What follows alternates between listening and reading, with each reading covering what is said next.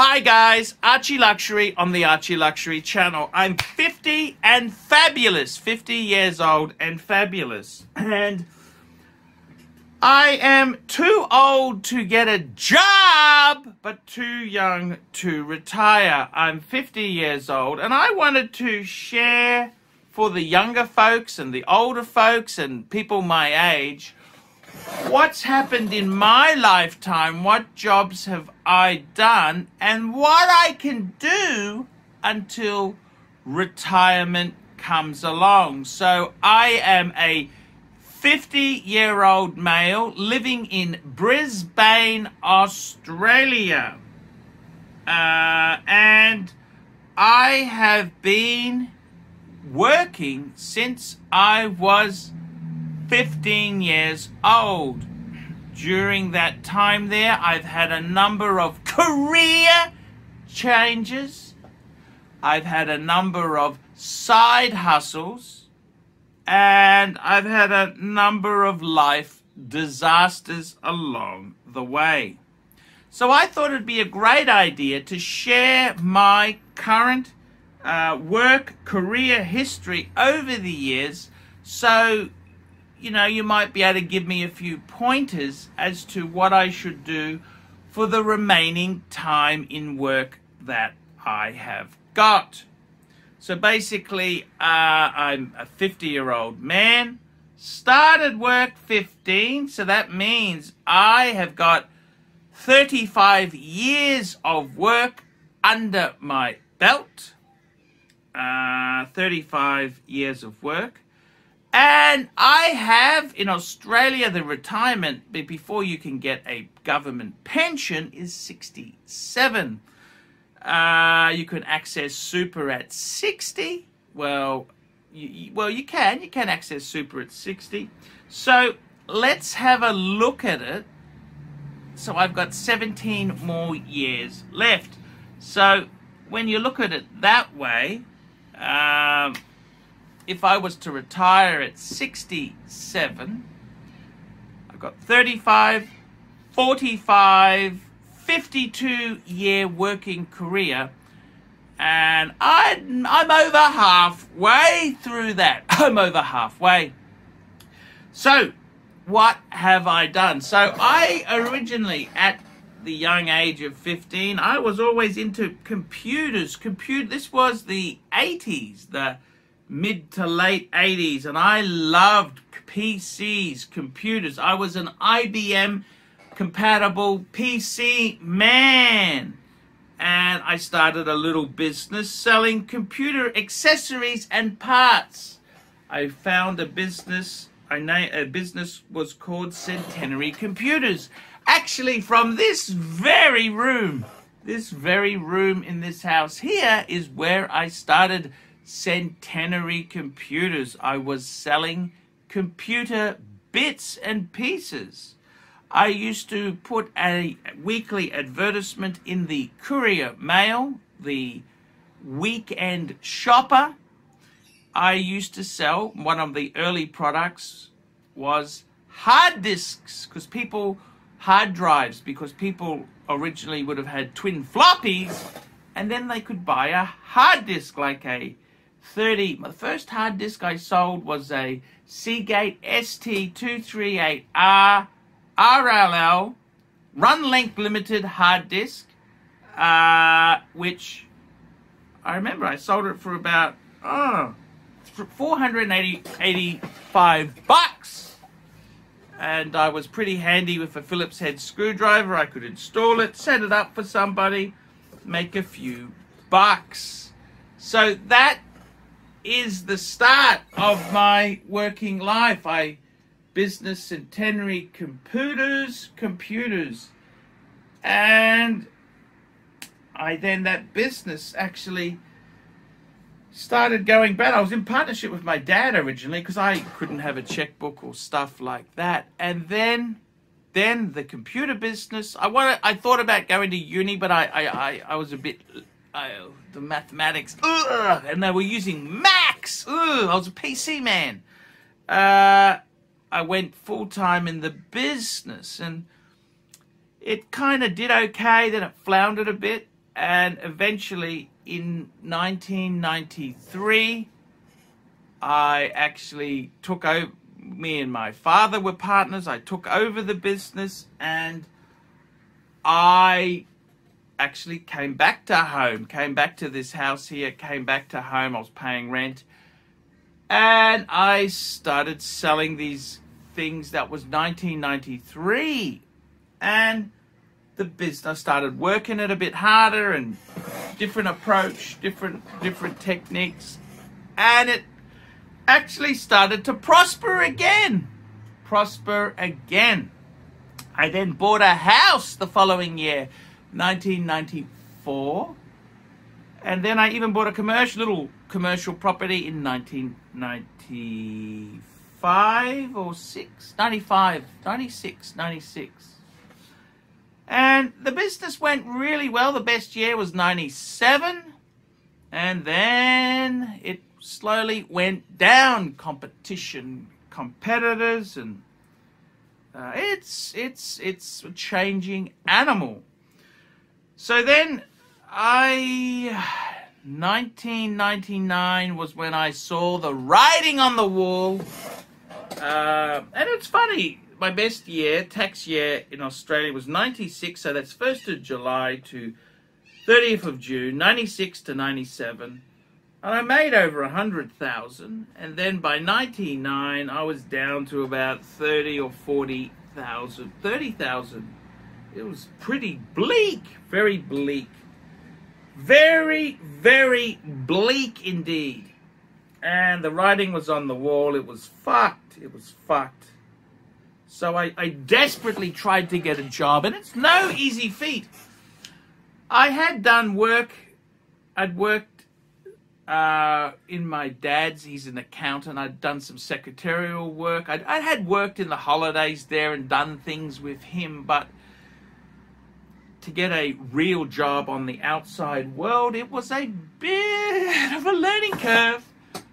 Thankfully, after sending hundreds of applications off, I finally did secure a job contracting for Retech Global. They were a point of sale, so basically computerized cash registers. And I stayed there. It was originally a 6 to 12 month contract. I stayed there until 2002 when I got retrenched. And I then, after the joys of trying to find work, I actually started working for a friend in Thailand. We no longer are friends. It's hard working for friends. He, as a side hustle, let's just back the truck up a bit, I'd also started getting interested in watches in the late 90s, buying and selling a little bit. And that's where I met my friend who had the business in Thailand. So I went there to help manage here. I will start to do internet sales. And I also did a website for him. I mean, the website by modern standards is pretty... It worked. It wasn't fancy. We used Front Page, Microsoft Front Page, a template sort of website, HTML. Yeah, it was... Well, we had sales. Timeman.net. That was the website. And I worked there for a while. It's hard working for friends. I then tried to do a few things myself and came back with my tail between my legs in 2004, and then finalized my divorce. And yes, came back.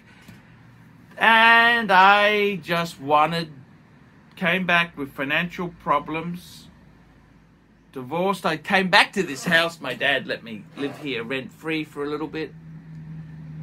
And I started driving taxis. That's right. I started driving taxis 6 days a week. Holy shit. That was a... How did I find it? Fuck. It was... how did I find it? Fuck, it was hard. I just worked. I thought, oh, I got to pay debts back. Work. Fuck, that was, how do I put it? It was modern day slavery. In the taxi business there, I can remember doing shifts. Worst day, I made about $80 for 12 hours work. Fuck, it was bad. Yeah, taxis. Fuck me dead. Oh my God. Taxi driving. It was, and I had high anxiety as well because I had some financial problems and I just wanted to sleep. That's what I wanted to do, sleep. I'd finish my shift and like I was doing night shifts. The day shifts, they were fucking awful. I mean, you'd either be starting at 4 a.m. or ending at after 2 a.m. So 4 a.m., that was if you're doing morning shifts, that's when you'd start. 4 a.m., fuck.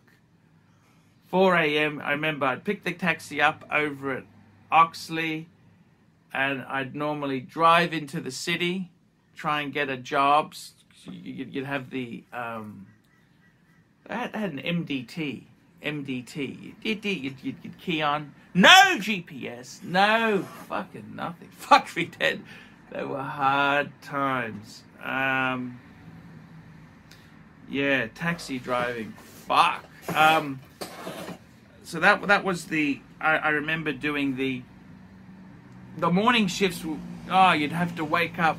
You'd wake up at 3 a.m. to be in a taxi at 4, and nobody fucking wanted the taxi at 4 a.m. But that was to get the morning. You'd be ready for 5 or 6 in the morning. So, oh fuck, that was fun.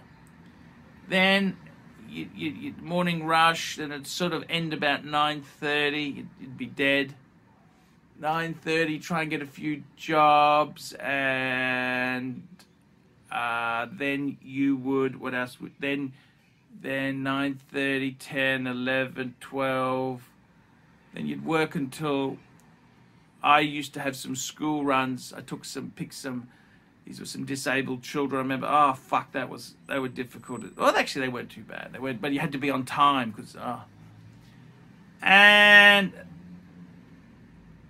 then you'd get back at 4 and come home, have something to eat, and you'd go to sleep. I'd go to sleep early because you had to wake up at 3 fucking a.m. to start it again. And fuck, that was, you just wanted to sleep. I don't know if I was depressed or tired, but you just wanted to sleep. It was pretty fucking shit. It was pretty fucking shit. That was pretty fucking shit, that's for sure. Taxi driving, holy fuck. And nighttime, otherwise the nighttime, you'd start at 4 in the afternoon, and then you would work until 2 or 3 in the morning, bring the car back, get it in, then you'd go home, have a shower, and have a sleep. And far out. I remember the worst time, one time I went to sleep and the phone rang. This was when we still had phones in your house. It's my ex-wife ringing me. Holy fuck, it's 9. It said 9:08, and I thought it was 9:08 a.m., but it was 9:08 p.m. and it scared the shit out of me. Fuck, because I slept through it. Taxi driving. Fuck, what an adventure. What an adventure. And I remember doing that, and then, believe it or not, I remember, so it's 2004, I remember thinking, I had 2 people vomited in the space of 3 weeks. Well, 1 week. 2 ladies. Always the ladies couldn't handle the booze. And I remember I had a newspaper and I looked for a job and I found a job. Advertised. And I went to the interview and believe it or not, I got the job. So I quit driving full-time. I did it on the weekends part-time. And I took up a government contracting, a IT job in government. And actually, guys, this is part 1. You want to watch part 2, I'll make another video. But this is part 1. I'll make another video, part 2. We'll resume. So this would have been late 2004. So we'll end this one and come back in the next one. Hi guys, it's ArchieLuxury.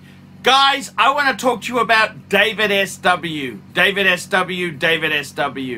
Guys, if you are in America, if you are looking for a Rolex watch of your dreams, in fact, if you're looking for a contemporary modern wristwatch, I strongly advise you to look at David SW. Guys, don't play the dealer games. Don't bring in chocolates or Krispy Kremes for your dealer hoping to get a Rolex at retail. It's futile. Please, guys, save your dignity. Keep some pride. Go to David SW. I would highly recommend David SW. If you're in America and you're looking for a watch, go to David SW.